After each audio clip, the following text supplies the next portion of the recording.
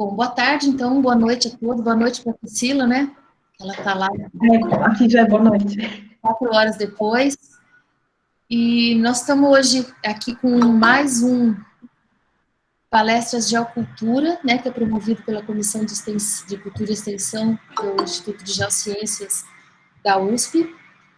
E hoje nós vamos ter a Priscila Lopes, que foi nossa aluna aqui no curso de Licenciatura em Geociências e Educação Ambiental, fez mestrado e doutorado em geoconservação, e hoje ela trabalha no Geoparque dos Açores, né, lá em Portugal.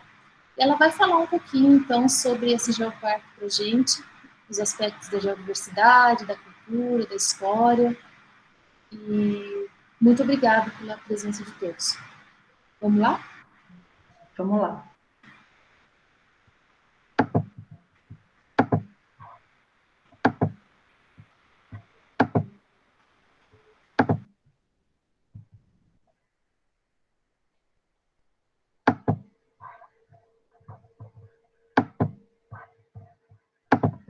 Não sei se vocês conseguem ver já em modo apresentação. Sim. Sim? Então tá bem, vou começar. Em primeiro lugar, gostaria de agradecer a professora Glória e a Comissão de Cultura e Extensão do Instituto de Geociências pelo convite. Para mim é um prazer imenso participar e é a sensação de estar em casa, né, no IGC. E agradeço pela audiência também. Vou falar um pouquinho para vocês sobre alguns geossítios aqui do Geoparque Açores, especificamente aqueles sítios que eu conheço, já visitei, né, ou por trabalho ou por passeio mesmo.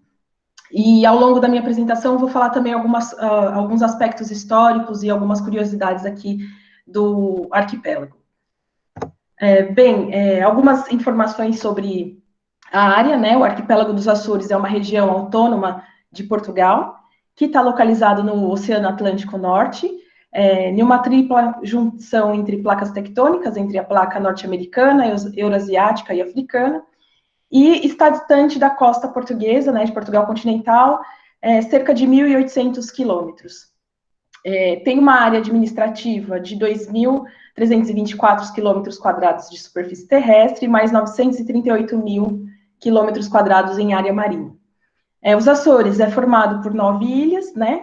As ilhas de São Miguel e Santa Maria, que compõem o grupo oriental, as ilhas do Pico, São Jorge, Faial, Graciosa e Terceira, que formam o grupo central, e o grupo ocidental é formado pelas ilhas do Corvo e Ilha das Flores. A primeira vez que eu estive aqui no arquipélago dos Açores foi no ano de 2017, durante a 14ª Conferência Europeia de Geoparques. Foi quando eu tive a oportunidade de conhecer a ilha de São Miguel, São Jorge, Pico e Faial. Né? A ilha de São Miguel foi onde ocorreu o congresso, mas depois, nas saídas pós-congresso, eu fiz uma das saídas e então conheci as outras 3 ilhas. E aí, no ano de 2020, né, no comecinho desse ano, eu vim para cá, voltei para os Açores, e vivo aqui na ilha de São Miguel, e estou trabalhando no Geoparque Açores. Eu vou falar para vocês sobre alguns geossítios de 3 ilhas, né, da Ilha do Faial, do Pico e de São Miguel. Então, vou começar falando sobre a Ilha do Faial, e eu escolhi 3 geossítios que são importantes aqui no Geoparque, mas que também têm aspectos culturais interessantes. Primeiro é o Vulcão dos Capelinhos, né? Esse é um dos geossítios de relevância internacional aqui no Geoparque, né? O Vulcão dos Capelinhos teve sua primeira erupção marinha no ano de 1957, em setembro de 57, e já em novembro do mesmo ano, o vulcão ele se uniu à costa da Ilha do Faial, né? A costa dos Capelos, e as erupções passaram a ser terrestres. Um aspecto interessante dessa erupção foi que, a partir desse ano, os movimentos migratórios aqui no arquipélago foram marcados, né, por conta da erupção, em que as populações tiveram que sair dessa zona da ilha e foram deslocadas ou para outras regiões da ilha ou para as outras ilhas do arquipélago, mas marcou principalmente os fluxos migratórios para os Estados Unidos e para o Canadá. Né? E aí é um aspecto histórico interessante dos açorianos, é que eles são reconhecidos, até mesmo pelos próprios portugueses, continentais, por serem um povo que migra muito. Então, aqui nos Açores, nós temos, por exemplo, um museu em que compila essas informações desses movimentos, e aí eles retratam que, a partir de 1958, as populações também emigraram muito para o sul do Brasil. Então, por exemplo, a ilha de Santa Catarina, que já havia uma população, a ilha de Florianópolis, em Santa Catarina, que já havia uma população de açorianos muito grande, recebeu, a partir dessa década, muitos mais imigrantes que foram por conta da erupção vulcânica. Outro geossítio aqui, bem interessante, na Ilha do Faial, é a caldeira, né, a caldeira do vulcão do Faial, que corresponde a um edifício vulcânico central, e ela ocupa, essa caldeira é tão grande que ocupa a maior parte da ilha. Ela está localizada bem no centro da Ilha do Faial, e ela foi formada por inúmeras erupções vulcânicas ao longo de 400 mil anos, e dentro da caldeira, ela tem um conezinho ela tem um domo traquítico, na verdade, né, que é chamado Rocha do Altar. E a última erupção nessa caldeira também foi no ano de 1958, concomitante às erupções que haviam acontecido no vulcão dos Capelinhos. O terceiro geossítio do Faial que eu escolhi para apresentar para vocês é o Monte da Guia e o Monte Queimado, né? O Monte da Guia, ele começou a se formar, né, um vulcão submarino, né? Então ele começou a se formar no mar e ele é ligado à Ilha do Faial pelo Monte Queimado. Então, na primeira foto, no canto superior esquerdo, a gente tem a vista para o Monte da Guia, e depois as outras 3 fotos são a vista para o Monte Queimado, a partir do Monte da Guia, e para a praia, onde é uma zona balnear, né, junto ao Monte Queimado, é a foto do canto esquerdo inferior, e também a gente consegue observar a cidade da Horta, que é uma das principais cidades, na verdade é a capital, né, digamos assim, da Ilha do Faial. Passando para a Ilha do Pico, agora. A Ilha do Pico, particularmente, é a ilha que eu mais gosto aqui do arquipélago dos Açores, né? Eu acho que tanto pela cultura que eu conheci, né, pelo contato que eu tive com as pessoas e com a cultura açoriana na Ilha do Pico, a cultura está muito relacionada à produção de vinhos e às paisagens tradicionais das vinhas, que inclusive é Patrimônio Mundial da Unesco. Então eu coloquei 4 fotos para ilustrar o geossítio que eu mais gosto, que é a Montanha do Pico, sendo que a primeira foto no canto superior esquerdo é a expectativa que se tem quando a gente chega na Ilha do Pico. Mas raramente a gente consegue ver o pico, né, sem nuvens.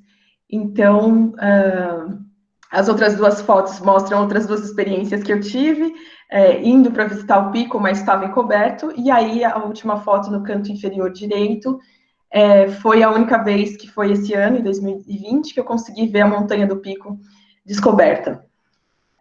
O pico, ele é o ponto mais alto de Portugal, tá? 2.351 metros de altitude a partir do nível do mar, mas se contar dos fundos oceânicos, chega a 3.500 metros. Ele é o vulcão poligenético mais jovem do arquipélago dos Açores e teve a sua formação ao longo de 200 mil anos por diferentes erupções vulcânicas. É o terceiro maior vulcão do Oceano Atlântico e na cratera do vulcão ainda tem um pico menor, né, que é chamado de Piquinho, que está a 2.250 metros, e que tem ainda uma fissura eruptiva e intensa atividade de fumarólica.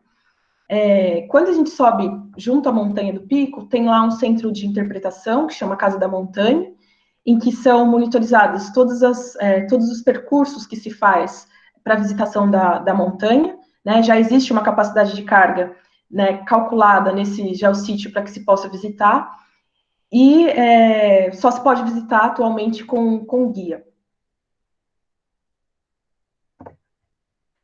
Outro geossítio que eu escolhi para contar para vocês é a Gruta das Torres. A Gruta das Torres, também na Ilha do Pico, é o maior cone lávico que é conhecido em Portugal, tem uma extensão de 5.150 metros de comprimento total, e ela foi formada a partir de escoadas lávicas de erupção vulcânica, e ela é constituída principalmente por um único cone lávico, e a visitação também é feita a partir do centro de visitantes, sempre com um guia, e as principais feições que são observadas nesse geossítio são estruturas espelho-vulcânicas, como, por exemplo, estalactites, estalagmites, e no piso da Gruta das Torres também a gente consegue observar diferentes tipos de estruturas, como escoadas Parro-Roy, entre outras, que são formadas a partir desse tipo de erupção.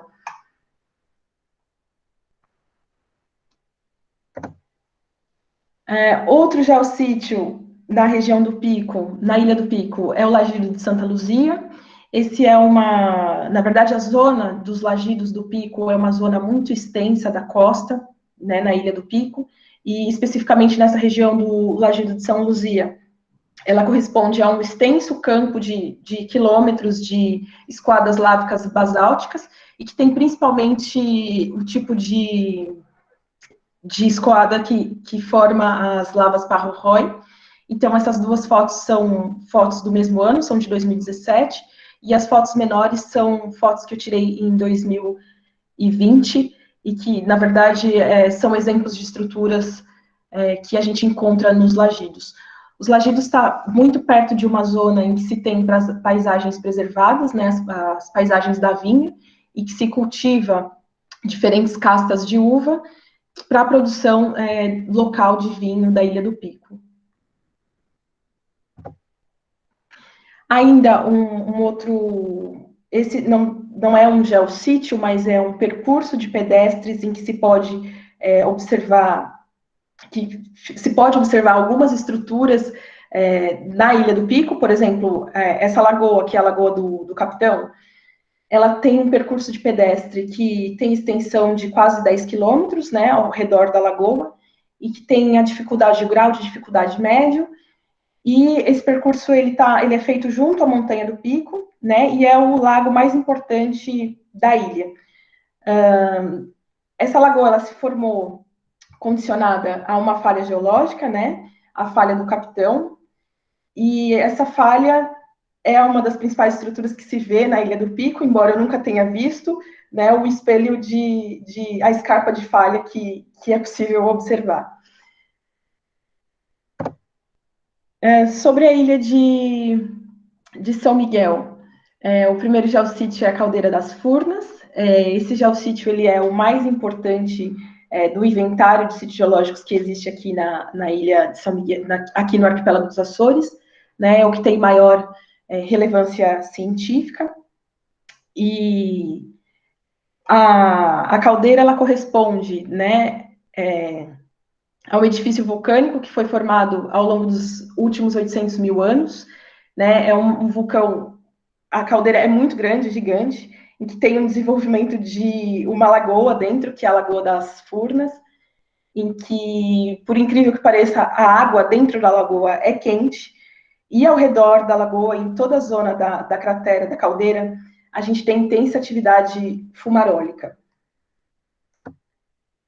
Dentro ainda da caldeira do vulcão, foi onde se desenvolveu a vila das Furnas, e é onde tem a zona em que se faz o cozido das furnas, que essa é uma das principais tradições aqui no arquipélago dos Açores, né, já é uma tradição secular. Então, nessa zona, as pessoas vão, né, e levam suas panelas para fazerem o cozido das furnas. Há um espaço que é reservado para os restaurantes, que oferecem depois o cozido, geralmente como pratos principais, e atrai muitos turistas que vão, geralmente na hora do almoço, para conseguir ver a retirada do cozido das furnas.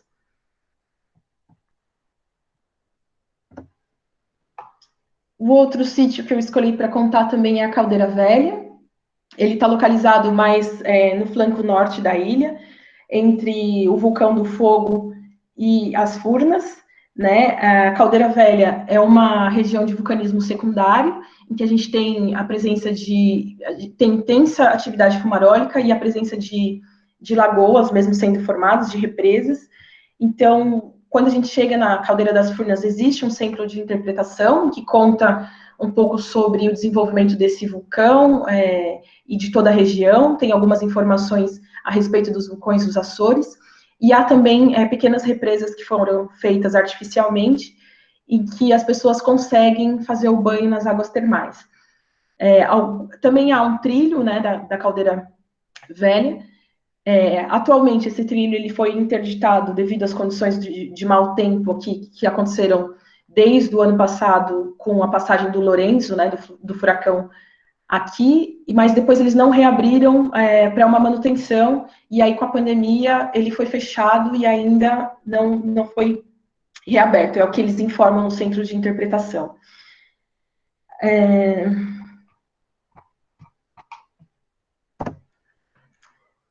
Um outro sítio que eu escolhi para falar a respeito é o vulcão das Sete Cidades, que é um vulcão central poligenético. Ele tem um diâmetro médio, né, a Lagoa das Furnas, de 5,5 km, e, na verdade, existem duas lagoas dentro desse vulcão, né? Essa depressão é formada por duas lagoas, em que a gente consegue ver distintas cores na água, uma às vezes está azul, outra está verde, e entre as duas lagoas há a ocorrência de outros vulcões monogenéticos, sendo que um deles também entrou em erupção no final dos anos... em 1439, foi quando aconteceu a última erupção na lagoa, e existe bem próximo à lagoa a vila das Sete Cidades, e também há diferentes percursos de pedestres que se pode fazer junto à lagoa. E o último sítio que eu gostaria de falar é o Vulcão do Fogo, que também ele é conhecido como maciço do vulcão, maciço vulcânico da Serra de Água de Pau, né? Ele é um vulcão central e foi formado nos últimos 300 mil anos. Ele possui essa caldeira, que é uma caldeira de colapso, e é o vulcão, na verdade, é a caldeira mais jovem, a menor caldeira que a gente tem aqui nos vulcões dos Açores, sendo que ela tem um diâmetro de quase 3 quilômetros e profundidade apenas de 400 metros. Algumas outras informações assim a respeito do trabalho, né, sobre o meu trabalho aqui particularmente, o que eu tenho feito durante esse ano. Eu tenho trabalhado na elaboração e na proposição de roteiros geoturísticos aqui na ilha, né, principalmente aqui na ilha de São Miguel, porque em função da pandemia nós passamos muito tempo sem poder se deslocar entre as ilhas, porque embora sejam 9 ilhas no arquipélago, nem todas são muito próximas. Por exemplo, para eu ir de São Miguel até a Ilha Terceira são 45 minutos de voo, isso é mais ou menos a distância entre Rio e São Paulo, né, de voo. Então, o que eu tenho feito e o que me permite conhecer alguns outros sítios, por exemplo, de interesse histórico-cultural, é a criação desses roteiros geoturísticos, em que eu tenho que visitar, né, percorrer esses sítios e fazer, de fato, um estudo sobre eles, embora eles já estejam descritos. Então, aqui eu tenho alguns exemplos dos sítios que eu visitei, por exemplo, o número F, que é a plantação de chá, que é o chá da Gorreana, que é uma das plantações, a maior plantação de chá que existe no continente europeu, né, de chá verde e chá preto, e distribui tanto para a Europa quanto para o Reino Unido também. O ponto Q é uma igreja que foi construída em Vila Franca, que é outro concelho aqui da Ilha de São Miguel, em Guiné-Britos. Depois tem o antigo fontanário, e outros sítios, por exemplo, o número C, que está abaixo, que também são termas, e que as pessoas podem ir visitar, e que são sítios que têm aspectos históricos relevantes, e que são muito visitados aqui nos Açores.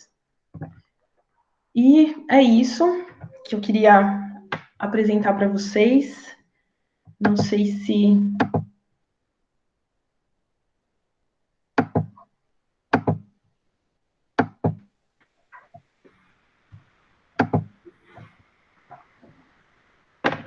Olha, Priscila, é o seguinte, você conseguiu vários estagiários. Todo mundo quer ser seu estagiário. Tá todo mundo agora querendo vir conhecer os Açores para fazer a trajetória dos vulcões, né? Os trajetos dos vulcões. Com certeza, porque assim, você disse, eu tenho que fazer esse percurso para montar o roteiro geoturístico. Então eu falei, nossa, mas que difícil, né? Fazer esse trabalho, realmente. Sim, então, assim, eu fiz uma apresentação curta, porque eu acho que também é importante a gente deixar tempo para conversar, e se alguém tiver alguma dúvida, alguma curiosidade sobre o Geoparque ou sobre algum geossítio, acho que a gente pode tentar. Sim, com certeza. Eu queria, na verdade, que você falasse um pouco mais sobre, além desse trabalho, né, difícil de montar o roteiro geoturístico, o que mais que você tem feito trabalhando nos Açores? Olha, eu cheguei aqui em janeiro, então quando eu cheguei, ainda não, a OMS não havia declarado uma pandemia, né? Então, a primeira atividade que eu fiz aqui foi justamente viajar, né, voltar para a Ilha do Faial e voltar para a Ilha do Pico, porque uma das coisas que eu faço é fazer formações, por exemplo, para as pessoas que trabalham nas empresas de animação turísticas. Então, a gente faz formações sobre a geologia da ilha, sobre o geoparque, como elaborar os roteiros geoturísticos, falar sobre interpretação ambiental. Então, eu acabo que faço um pouco disso. Estou trabalhando, a maior parte do tempo, desde janeiro, eu trabalhei com a proposição desses roteiros geoturísticos, né, que muito em breve vão estar disponíveis aí no nosso site.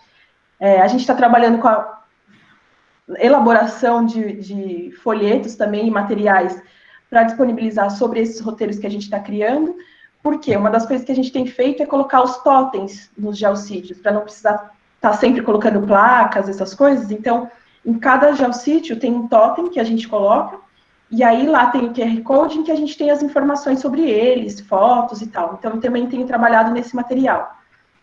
E, além disso, eu estou trabalhando no Interreg, né, que é na criação da rota geoturística dos Geoparques Atlânticos. É um projeto que finaliza já no próximo mês, em que estão aí 11 geoparques participando. Então, é mais ou menos o que eu tenho feito. Sim, tenho feito mais trabalho de gabinete pela impossibilidade de viajar entre as ilhas.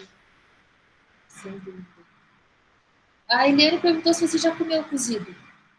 Olha, não comi ainda cozido, porque eu tenho muito má impressão do cozido de Lisboa. E dizem que o cozido das Furnas é muito parecido, porque não é um prato muito bonito, assim, né? Muito chamativo. Então eu ainda não provei. Vamos ver se agora no inverno, porque tradicionalmente eles fazem mais no inverno. Vamos ver se eu consigo provar agora aqui no inverno. Sim. Daquela vez eu também não provei. A gente não conseguiu comer. Nós acabamos que passamos muito rápido por essa zona da outra vez. Sim, sim. O Giorgio está perguntando quais aspectos você mais valoriza na elaboração dos roteiros geoturísticos. Olha, o que a gente pensou para esses roteiros foi falar sobre o principal aspecto geológico dos geossítios, né, quando é um geossítio, porque às vezes o roteiro ele passa por outros pontos de interpretação geológica, mas que não necessariamente está dentro de um geossítio, então a gente sempre valoriza esse aspecto principal, né, e, se possível, quando a gente associa a outros aspectos, por exemplo, pode ser que em um ponto a gente tenha um aspecto relacionado à biodiversidade que seja muito importante, então a gente também aborda isso. Então, mas o foco sempre no principal aspecto geológico de cada local. A Denise está pedindo para você falar sobre os projetos educativos que tem lá, no Geoparque. Os projetos educativos, eles funcionam aqui no Geoparque em parceria com o governo regional, né, com as ecotecas, que são espaços onde são desenvolvidas as atividades de sensibilização ambiental. Então, todas as atividades relacionadas à biodiversidade e à geodiversidade são desenvolvidas nesses espaços. E aí, o que o Geoparque faz? A gente consegue dinamizar essas atividades mais no sentido de oferecer materiais, por exemplo, como kits de rochas, jogos que já foram produzidos aqui pela equipe do Geoparque, e na formação, por exemplo, de professores, que aí sim esses professores vão com os alunos, por exemplo, a esses espaços, e lá tem essas atividades disponíveis para que eles possam fazer. Então, na verdade, é como se a gente fizesse mais uma assessoria e não trabalhasse diretamente, por exemplo, com os alunos. E com as empresas, né? Então, a gente sempre tem essa componente da formação dos guias turísticos aqui, que eu acho que também, de uma certa forma, né, a gente consegue trabalhar com educação não formal. Tem uma equipe só para educação? Tem, são 3 pessoas que são da área da educação também, que é a Salomé Menezes, a Carla Silva e o Paulo Garcia. Paulo Garcia, os 3 trabalham nos Parques Naturais dos Açores, né, que é uma instituição governamental, né, os Parques Naturais, mas que são parceiros do Geoparque. A Mônica está querendo saber como é o fluxo de turistas lá, o perfil dos turistas, quem que vai para os Açores? Olha, o fluxo de turistas, o ano passado, no começo do ano eu fiz uma busca muito rápida né, por curiosidade mesmo, e o ano passado, as informações que nós tivemos oficiais aqui do Turismo dos Açores, que também trabalha muito em parceria com o Geoparque, é que foram 2 milhões de visitantes nos Açores. Muita gente. Esse ano, obviamente, por conta da pandemia, o número é muito inferior, assim. Mas o perfil de que eu tenho visto são muitos nórdicos que vêm para os Açores. Justamente porque aqui, inclusive no inverno, porque aqui não faz tanto frio como, por exemplo, em outros países. Então, aqui no inverno as temperaturas estão 10 graus, assim, então vem muitos nórdicos para cá, vem muita família, mas o público em geral é sempre para fazer turismo de natureza. Então, é sempre para fazer trilha, sempre para fazer percurso de pedestre, observação de baleia, é sempre o pessoal mais aventureiro, assim. Só para complementar essa pergunta, e vocês têm alguma informação sobre se o turismo aumentou com o Geoparque? Olha, o que se tem nos relatórios é que sim, houve um aumento significativo, tanto após a criação do Geoparque, mas também teve uma outra componente importante, que foi as companhias aéreas low cost começaram a fazer voos para cá, por exemplo, Ryanair, EasyJet, que são companhias que não faziam esses voos rápidos, né? Que vem, por exemplo, de Lisboa e do Porto. Então, quando se passou a ter esse tipo de voo para cá, que custa 20, 30 euros, o fluxo de turistas aumentou muito. O que se diz aqui é que antes, por exemplo, uma passagem para ir até Lisboa custava cerca de 400 euros, o que é muita coisa. Então, e até entre as ilhas, às vezes é mais barato ir para o continente do que entre as ilhas quando não se tem esse tipo de voo. E o que eles contam é que depois, a partir disso, que eu não sei a data de quando foi, aumentou significativamente o número de visitantes. A Cris está perguntando quais são as estratégias de comunicação mais importantes no Geoparque, sua opinião. Olha, eu acho que tem 2 estratégias, assim, que, na minha opinião, elas são as mais importantes porque elas alcançam um público maior, né? Tem as estratégias que são relacionadas às redes sociais, né? Facebook, Instagram, que todo mundo usa, mas tem a página no jornal Açoriano Oriental, que é o jornal mais importante aqui da região, e que sai quinzenalmente uma página no jornal mesmo, impresso e online, que chama Geodiversidades. E o último domingo foi publicado a edição 212. E depois no site do Geoparque Açores também são disponibilizados todos os artigos. Então, assim, eu acho que é um dos projetos mais duradouros que o Geoparque tem e que tem um alcance muito grande. Inclusive porque a linguagem do texto de jornal é bastante simplificada para que não só o público de geocientistas ou de cientistas leiam essa informação. E também tem um programa na rádio aqui, é uma rádio nacional, que chama Geoparque em 5 minutos, e que acontece 2 vezes por semana, às terças e quintas-feiras, em que a gente tem, por exemplo, geocuriosidades ou toponímia, sempre alguma coisa relacionada a um geossítio aqui, do Geoparque. Na minha opinião, são os dois projetos de comunicação que são mais eficientes, assim. A Cris, ela completou a pergunta, se perguntando se tem uma equipe específica dedicada a essa comunicação. Tem todos nós.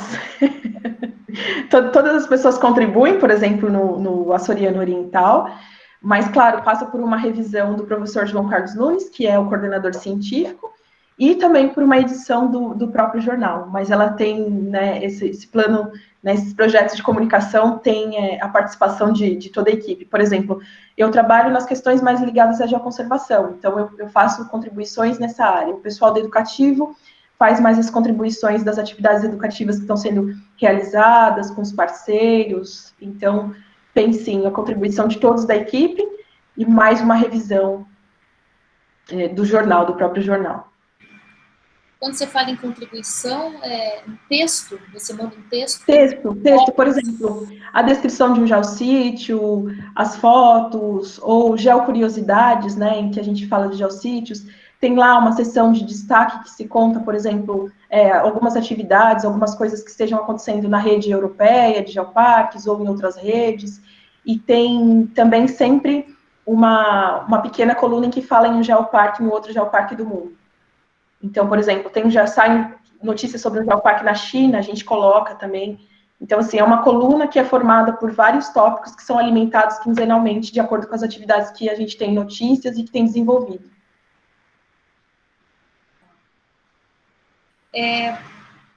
O Romulo está perguntando se tem alguma informação sobre a importância dos Açores no tráfico negreiro. Olha, é uma coisa que eles não falam muito sobre isso aqui, não.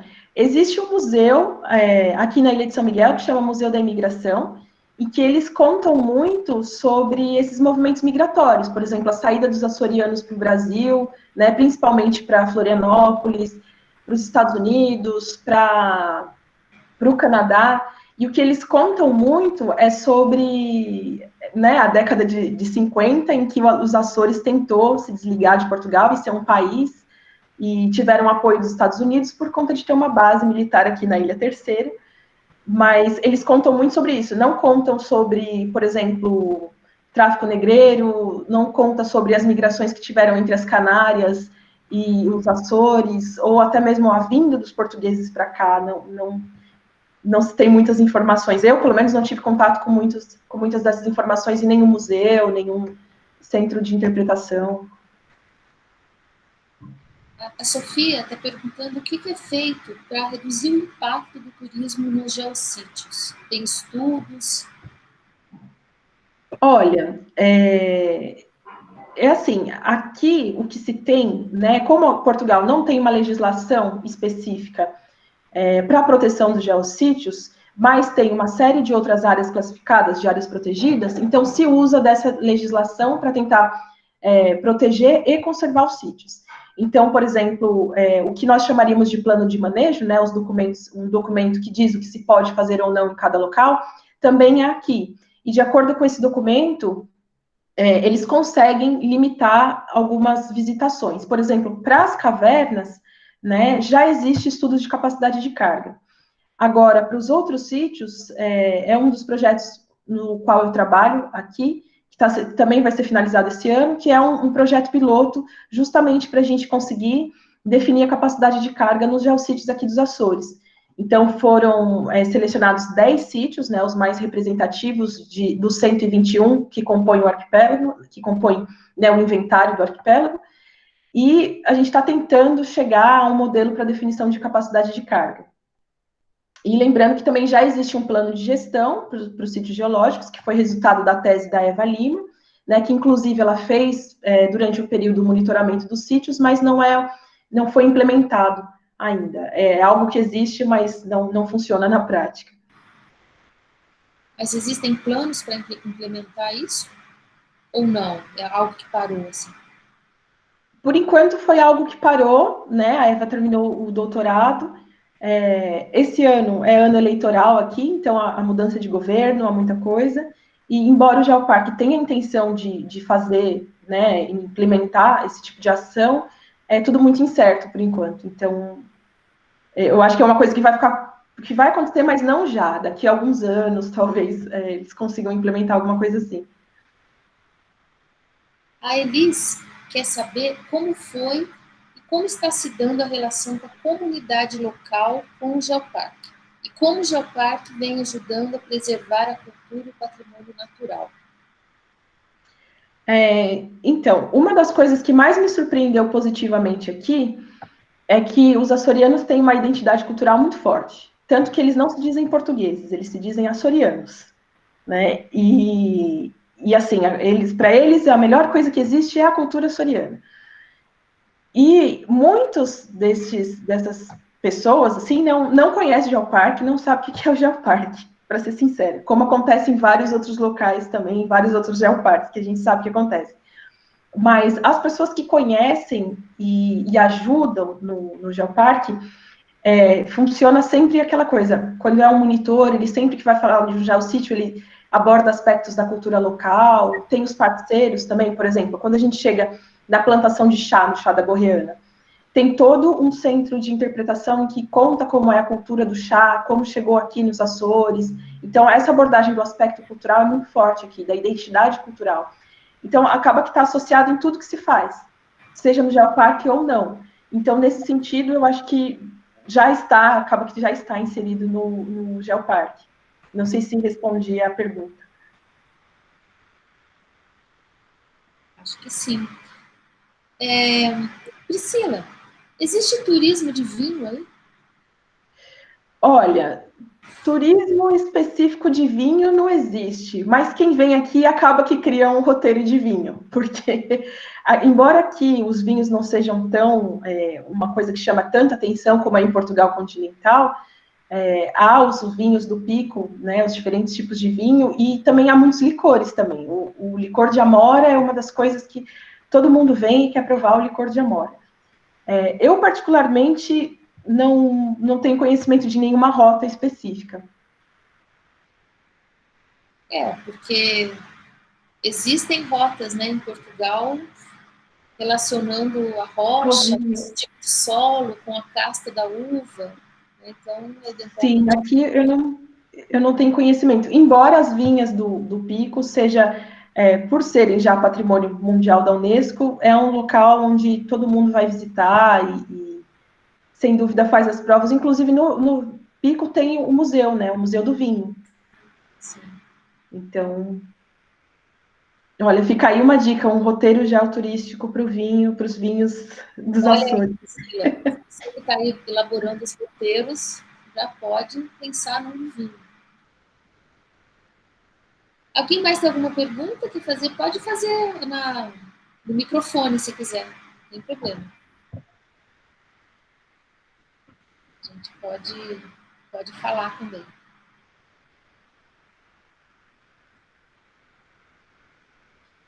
Eu queria fazer uma pergunta. Priscila, como é que você conseguiu esse emprego? Então, eu consegui esse emprego, foi uma história muito interessante, porque eu terminei o doutorado em julho, e aí em agosto eu tirei férias e fui viajar, e fiz uma mudança para o Brasil em setembro, no final de agosto do ano passado. E aí, quando eu cheguei no Brasil, eu recebi um comunicado de que um e-mail de uma amiga com um comunicado de procedimento concursal aqui para os Açores. E aí eu mandei para todos os amigos que trabalhavam na área de geoconservação. E eu estava submetendo uma outra candidatura para uma vaga em Lisboa. E eu falei, olha, como a candidatura já está pronta, eu vou mandar para os Açores também. E aí eu mandei, e eram 2 vagas para o concurso, e aí eu consegui, passei nas 2 vagas. E aí acabei que voltei em janeiro para cá. Em dezembro eu soube que voltaria de mudança, e aí voltei para cá a partir de janeiro desse ano. Então, e você escolheu os Açores, poderia ter ido para Lisboa. Não, acabou que em Lisboa eu não consegui a vaga que eu queria, mas eu passei nas 2 daqui. Então, olha, falei, no Geoparque tem tudo a ver para a área de geoconservação, o que foi assim, eu acho que durante todo o percurso de doutorado, vagas específicas para a área de geoconservação, eu só vi as 2 aqui nos Açores e um geoparque que eu acho que foi o Marble Arch Caves, que é na Irlanda. Mas fora isso, eu nunca vi nenhuma vaga assim específica. Essa de Lisboa era para geoconservação? Não era para geoconservação, era um pós-doutorado, mas era em outra área. Não era em geoconservação.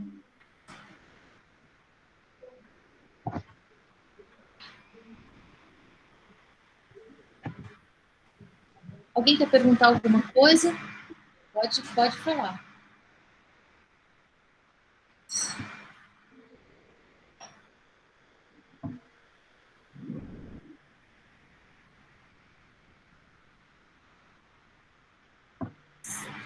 Você quer comentar alguma coisa, Priscila? Alguma coisa que você tem que a gente não tenha perguntado e que você acha importante falar sobre os Açores?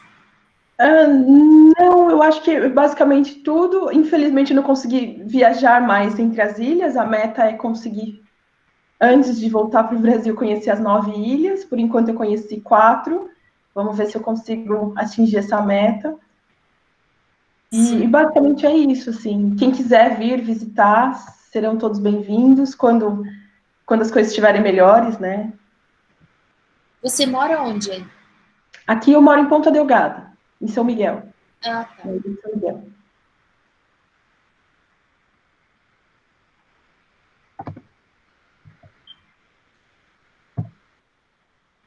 Bom, a Mônica está comentando que as vagas são muito escassas, mas sim, para geoconservação, né, realmente, em todos os lugares do mundo, acredito que não deva haver muitas vagas em geoconservação.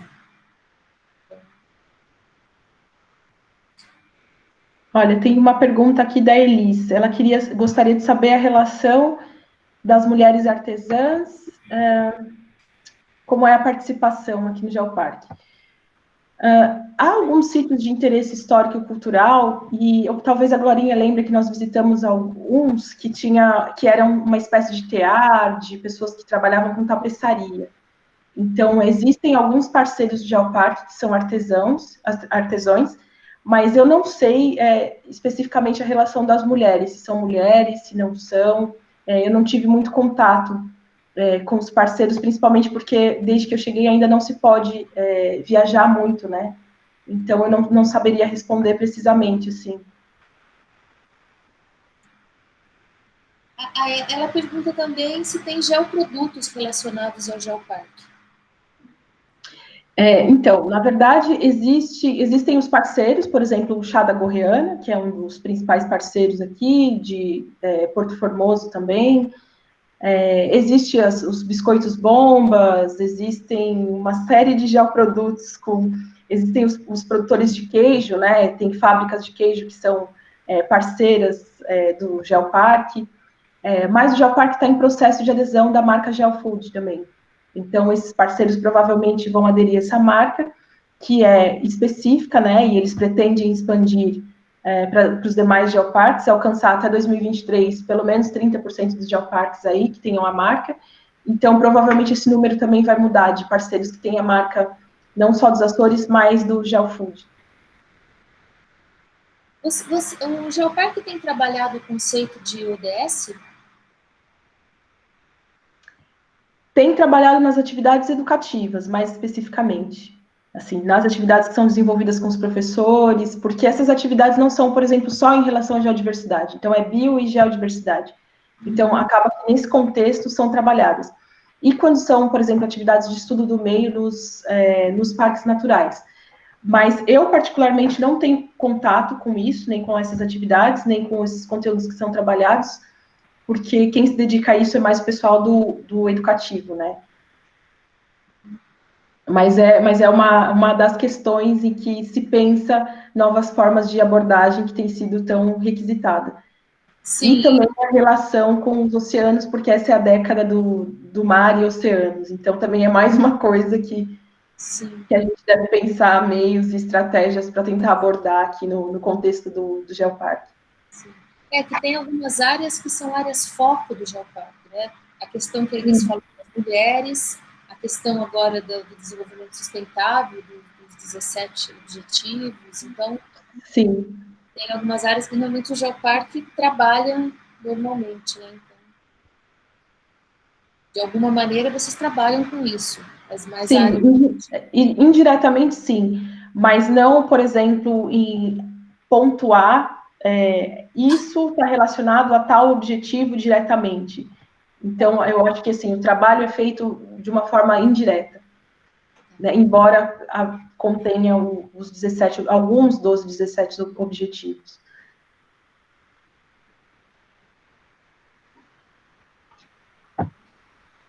Alguma coisa mais?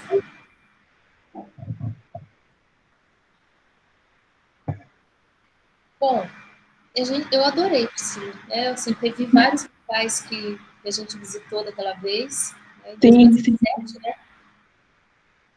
Foi bem bacana. Você acabou me mostrando foto das vinhas, né? Sim, é verdade. Mas que são um patrimônio mundial, né? Da Unesco. São patrimônio mundial da Unesco. Eu estava buscando, mas eu não encontrei nenhuma foto, porque é raro não ter nuvens, não estar encoberto. Então, é muito difícil encontrar uma foto, para ser sincero. Mas sim, as vinhas são paisagens protegidas, patrimônio mundial. Sim. Bom, se ninguém quer fazer mais nenhuma pergunta para Priscila, eu vou agradecer a sua participação, adoramos, e agradecer a sua disposição de falar aqui com a gente, com as pessoas, e vou dizer, então, que a gente tem esse projeto, né, de geocultura, que tem palestras de quinzenais. No próximo Geocultura, no dia 22, nós vamos ter a Débora Mendes falando um pouco sobre o Pantanal, né, falando um pouco sobre a experiência dela no trabalho de pós-graduação, e depois um trabalho também lá na CPRM. Vamos conhecer um pouquinho do Pantanal. Ela provavelmente vai mostrar algumas imagens para a gente bastante bonitas, que eu espero que estejam assim ainda. E boa noite, então, para todo mundo, e eu agradeço a presença de todos vocês. Obrigadão, Priscila. Obrigada, Glória. Tchau, gente. Até a próxima. Tchau, até a próxima.